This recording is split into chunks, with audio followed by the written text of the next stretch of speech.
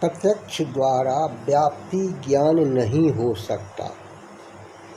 न तावत् प्रत्यक्षम तच्च बाह्यमान्तरं वाभिमतं न प्रथमः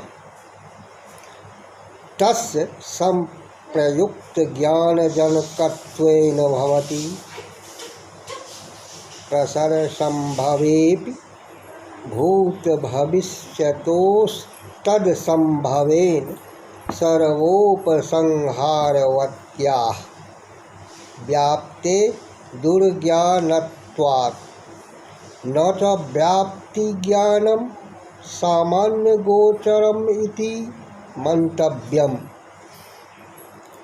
व्यक्त्योर्विना भाव प्रसंगात् नापि चरमः अंतःकरणस्य बहिरिन्द्रिये तन्त्रतत्त्वेन बाह्यर्थे स्वातन्त्र्येण प्रवृत्ति अनुपत्तेः। तदुक्तं चक्षुराद्युक्त विषयं परतन्त्रं बहिर्मनः इति।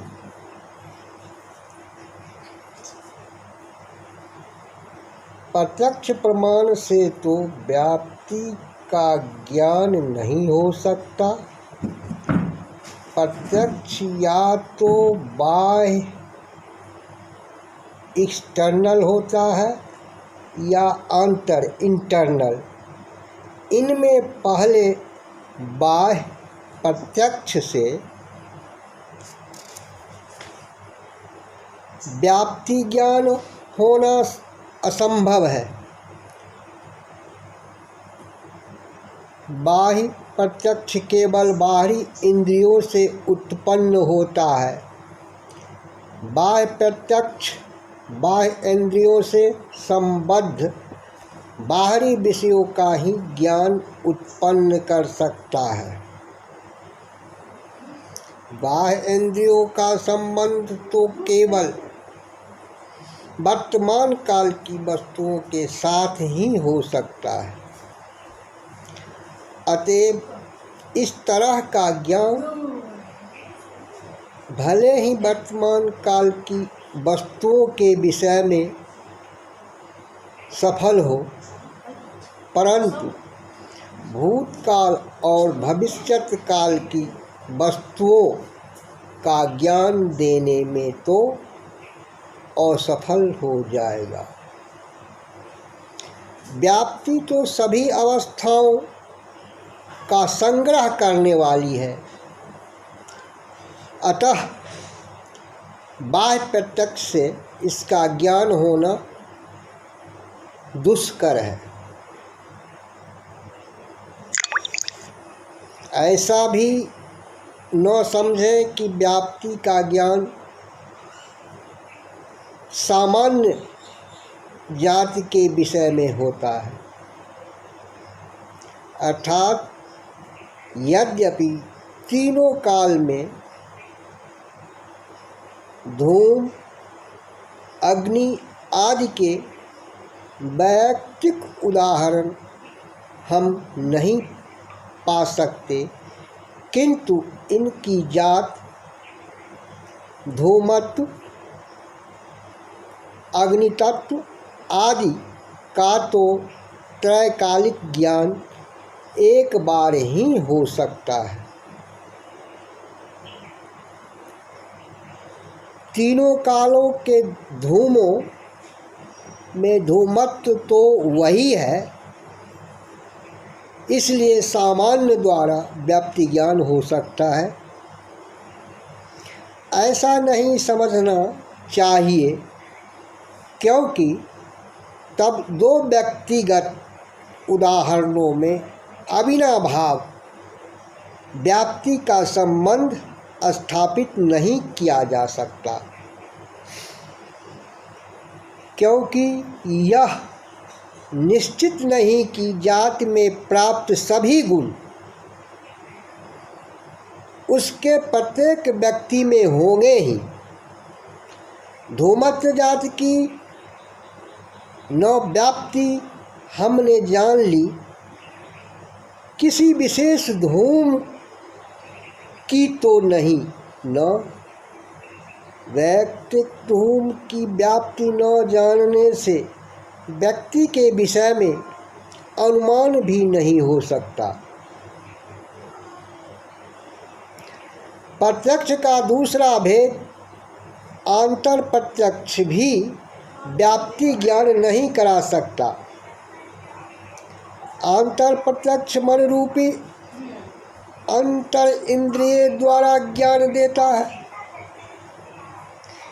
किंतु अंतःकरण बाह्य इंद्रिय के अधीन है।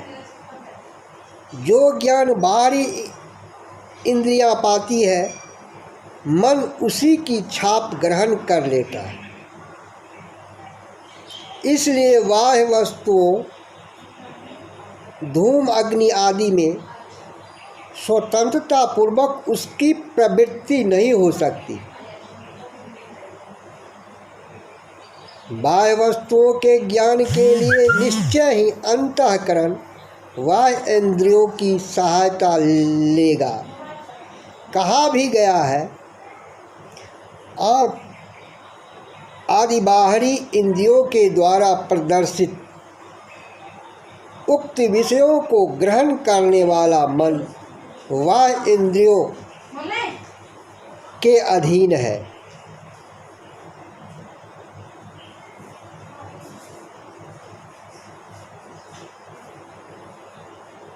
अनुमान और शब्द से व्याप्ति ज्ञान नहीं हो सकता।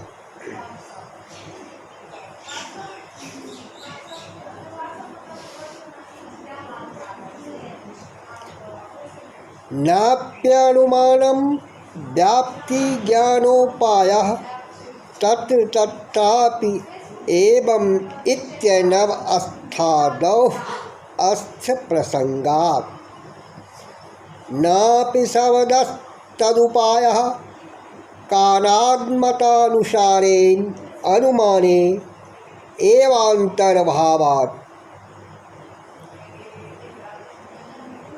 अंतर्भावे वा विद्यव्यवहार रूपलिंगाब गतिसापेक्षतया प्राग उक्त दूषण लंघन जंघालत्वात् धूम धूमद्वयोरविना भावोस्ति वचन मात्रे मन्वादि बद विश्वासाभावाच्च अनुपदिष्टा विनाभावस्य पुरुषस्यान्तरदर्शनेन अर्थान्तरानुमित्यभावे स्वार्थानुमानकथायाः कथाशेषत्व प्रसंगाच्च कैव कथा प्रानुमानस्य।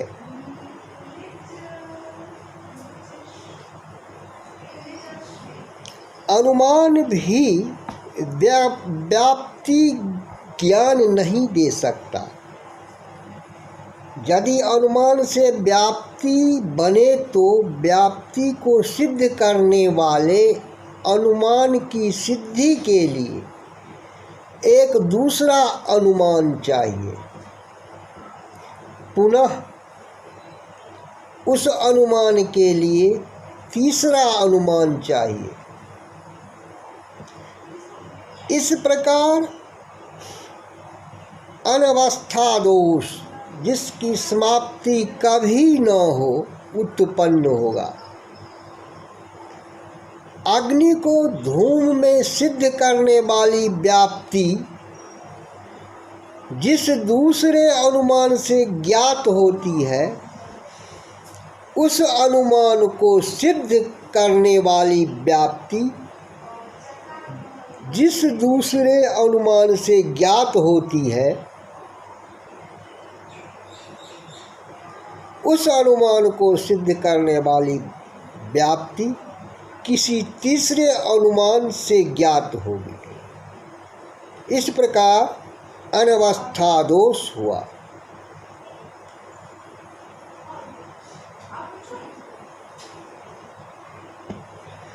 शब्द प्रमाण भी व्याप्ति ज्ञान नहीं दे सकता, क्योंकि कणाद वैशेषिक दर्शनकार के मत के अनुसार शब्द अनुमान के ही अंतर्गत है।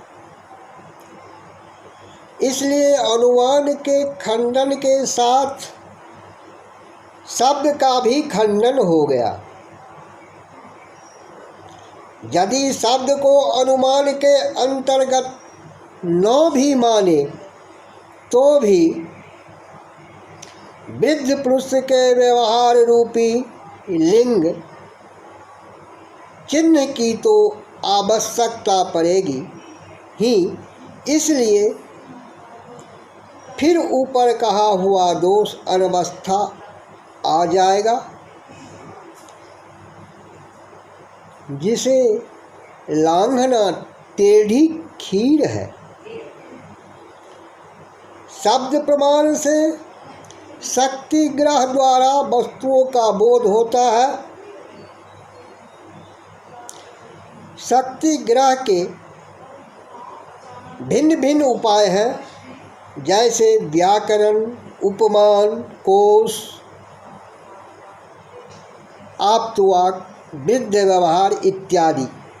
शक्ति ग्रह का अभिप्राय है किसी शब्द के द्वारा निश्चित अर्थ के साथ उसका संबंध स्थापित करना।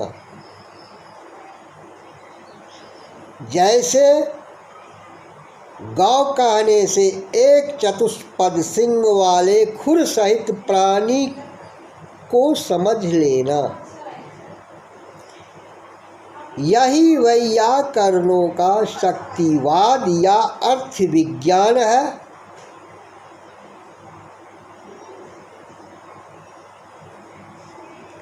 जिसका वर्णन भर्तृहरि ने वाक्यपदीय में विस्तृत रूप से किया है।